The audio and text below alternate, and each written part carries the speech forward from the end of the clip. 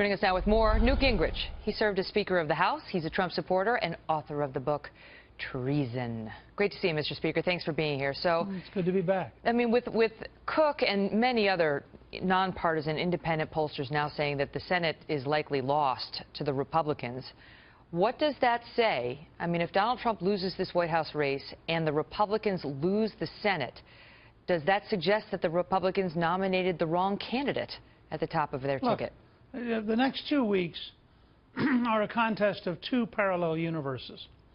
I just listened to that report. First of all, I used to hang out with Charlie Cook when he would explain that Donald Trump was hopeless and would not get the nomination. I like Charlie. That doesn't mean he's infallible. But let's take the report we just got. Republicans are actually outvoting Democrats in Florida. They're outvoting Democrats in Pennsylvania. That's unprecedented. They've cut the Democratic lead. You predict a win in Pennsylvania? I think they might. Really? You think Trump's going to win Pennsylvania? Look, all I can report to you right now is they're outvoting the Democrats in early voting, which is also true in Florida, which is unprecedented. But all of the polls in Pennsylvania have her winning. What? All of the polls in Pennsylvania have her ahead. I know. I just told you we have two alternative universes right now. In Iowa, for example, the Democrats are 50,000 votes behind where they were with Barack Obama in turnout. The governor is very confident we're going to carry Iowa, which Obama carried last time. I could just carry you through case after case like this. In Minnesota, we're almost certainly going to win the congressional seat up around Duluth, which is a very Democratic area, but it deeply dislikes Hillary Clinton. And represent now. But let me just ask you. Let me just ask you, because you say it's two alternate universes. I mean, these are sort of small examples of how he might be ahead in early voting and so on. But I'm telling you that the Fox News decision desk just moved Iowa, that you just mentioned, Indiana, 2nd Congressional District in Maine. All of them moved left, moved more likely to vote for Hillary Clinton. And in fact, all of the moves that have been on this map over the past 3 weeks by Larry Sabato, by Cook, by the Fox News decision desks, these are nonpartisan outlets that are just trying to call the electoral scoreboard. They're not nonpartisan outlets. Every outlet you described is part of the establishment. Fox News, really? Are we? I don't think so. And every state they've moved it to the left, towards Hillary. And you tell me whether that's all made up. No, I think they're two alternative universes. You have a poll which suggests that she's going to get a Barack Obama turnout among African Americans. I don't think that's going to happen. You have a Washington Post ABC News poll where they took out 8% of the vote because they didn't like the way it voted. Look, I've been around long enough. I remember when the Detroit Liberal newspaper on the Sunday before the election said John Engler would lose by 14 points. He won the governorship that year. I don't take polls as seriously as people who've never run for office. But your candidate loves them and has touted them from the beginning. And he's been behind in virtually every one out of the last 40 polls that we've seen over the past month. That's the reality. Look, if you want to assume the election's over, skip the next 2 weeks and we can talk about the future. I'm not assuming anything. I'm asking you whether you believe your candidate's behind based on these numbers and what it says about the down-ballot races. I believe the odds are at least 1 in 3 and maybe better than that the difference in intensity and the difference in determination and the degree to which Hillary Clinton is clearly the most corrupt, dishonest person ever nominated by a party all mean that the odds are pretty good she's not going to win. Now, I actually believe that. This is not just because I'm for Donald Trump. I actually believe the American people let me ask you about that. By this. So let's assume she is corrupt, right? She was just as corrupt 3 weeks ago and 3 months ago, and she would have been corrupt and collapsing physically on September 11th of this year, and her poll numbers tanked. But then you know what happened. He had a rough first debate.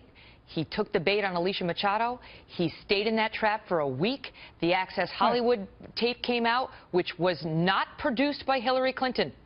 That was Trump on camera talking about grabbing women. Look, I just heard you go through this with Governor Pence. I get it. I know where you're coming from. But let me point out something to you. Sure. The 3 major networks spent 23 minutes attacking Donald Trump that night and 57 seconds on Hillary Clinton's secret speeches. You don't think this is a scale of bias worthy of Pravda and Izvestia?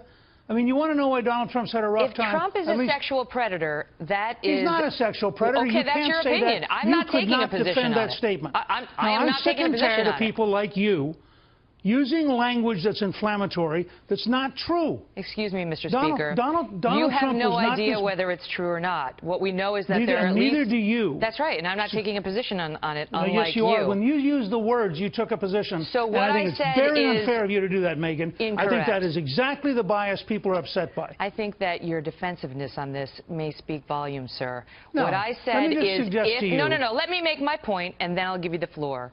What I said is, if Trump is a sexual predator, then it's a big story. And what we saw on that tape was Trump himself saying that he likes to grab women by the genitals and kiss them against their will.